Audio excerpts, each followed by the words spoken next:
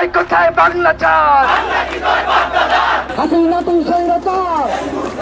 কোটা সংস্কারের দাবিতে 2024 সালে যে আন্দোলনে শুরু হয়েছিল, সে আন্দোলন যে এক দফার সরকার পতনের আন্দোলনের রূপ নেবে সেটি 2 আগস্ট পর্যন্ত অনেকেই হয়তো চিন্তা করেননি। মূলত 2 আগস্ট নাহিদ ইসলাম সহ আন্দোলনকারীদের 6 জন সমন্বয়ক এক বিবৃতিতে জানান যে তাদেরকে ঢাকার ডিবির কার্যালয়ে চাপ প্রয়োগ করে আগের কর্মসূচি প্রত্যাহারের ভিডিও রেকর্ড করা হয়েছিল। ওই দিনই আন্দোলনকারীরা 3রা আগস্ট সারা দেশে বিক্ষোভ মিছিল ও 4ঠা আগস্ট থেকে সর্বাত্মক অসহযোগ আন্দোলনের ডাক দেয়। তারপরের 72 ঘণ্টাই বদলে দিয়েছে বাংলাদেশের ইতিহাস।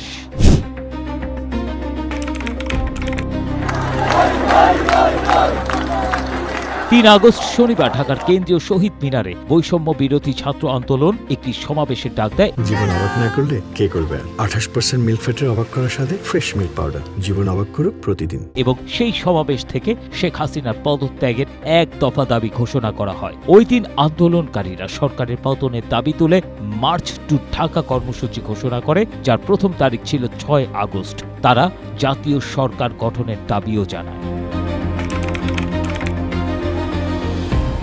পরদিন থেকে ট্যাক্স, বিল ও সরকারি নির্দেশনা অমান্য করে সর্বাত্মক অসহযোগ আন্দোলনের ডাক দেয়া হয়। পাল্টা কর্মসূচি হিসেবে সারা দেশে জমায়েতের কর্মসূচি ঘোষণা করে আওয়ামী লীগ। সেদিন গণভবনে একটি অনুষ্ঠানের পর কোটা সংস্কার আন্দোলন ঘিরে আটক সাধারণ শিক্ষার্থীদের মুক্তি দেওয়ার নির্দেশ দিয়েছেন বলে দাবি করেন শেখ হাসিনা।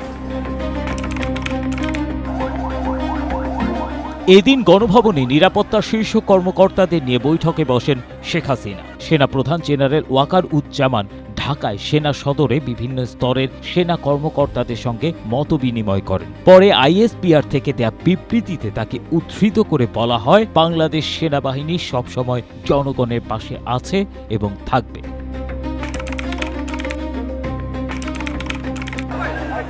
সর্বাত্মক অসহযোগের প্রথম দিনই বাংলাদেশের পুলিশ এবং আওয়ামী লীগের নেতাকর্মীদের সঙ্গে আন্দোলনকারীদের মধ্যে সংঘর্ষে অন্তত 100 জনের প্রাণহানি ঘটে। সরকারি নির্দেশে মোবাইলে 4G নেটওয়ার্ক বন্ধ করে দেয় অপারেটরগুলো। দেশের সশস্ত্র বাহিনীকে সাধারণ ছাত্র জনতার মুখোমুখি না করার আহ্বান জানান সাবেক সেনাপ্রধান ও সেনা কর্মকর্তারা। কোটা সংস্কার আন্দোলনকারীদের এক দফা দাবিতে ডাকা অসহযোগ আন্দোলন ঘিরে জঙ্গি হামলার সতর্কতা জানিয়ে এদিন বিবৃতি দেয় সরকার। বিকেল 6টা থেকে অনির্দিষ্টকালের জন্য সারা দেশে কারফিউ জারি এবং মোবাইল, ইন্টারনেট ও সোশ্যাল মিডিয়া বন্ধ করে দেয়া হয়। পূর্ব নির্ধারিত 6 আগস্টের মার্চ টু ঢাকা কর্মসূচি এগিয়ে এনে 5 আগস্ট পালনের ঘোষণা দেয় আন্দোলনকারীরা।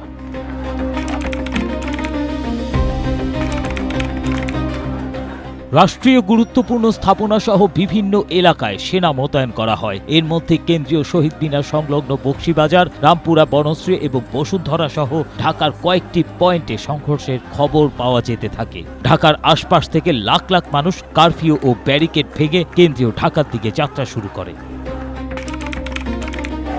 আইন শৃঙ্খলা পরিস্থিতির অবনতি ও বিপুল জনস্রোতের মুখে তৎকালীন সেনাপ্রধান জেনারেল ওয়াকারুজ্জামান এবং শীর্ষ কর্মকর্তারা প্রধানমন্ত্রীকে পদত্যাগের পরামর্শ দেন। শেখ হাসিনা পদত্যাগ করেন এবং তার ছোট বোন শেখ রেহানাকে সঙ্গে নিয়ে সামরিক হেলিকপ্টারে করে ভারতের উদ্দেশ্যে দেশ ত্যাগ করেন।